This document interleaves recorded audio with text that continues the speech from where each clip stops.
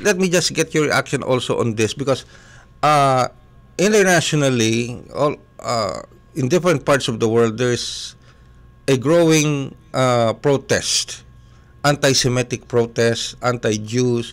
Others are calling for support for Palestinians in Gaza, and even Hamas. How does the Israeli government face these types of protests?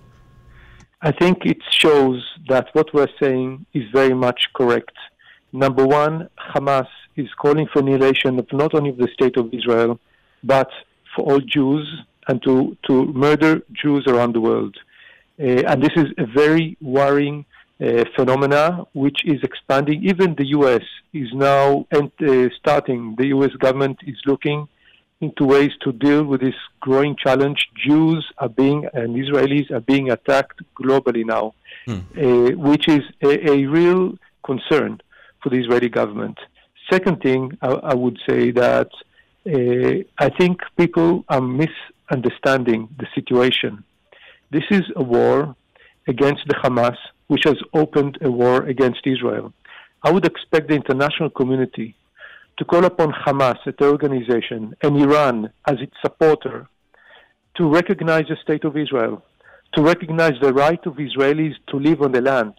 This is not only an Israeli interest, it's a global issue, because they're not going to stop with Israel. ISIS is a global threat. Hamas is a global threat. Demonstrations at this time in support of the Palestinians are actually demonstrations in support of Hamas. Hamas is using their own citizens as human shields. And yes, we agree this is not the right thing to do. Put more pressure on Hamas for a very simple thing. Number one, release the hostages. Number two, allow your citizens to live without your terror infrastructure within civilian areas. And number four, if you want a political truce or political process, get the Hamas to recognize the state of Israel.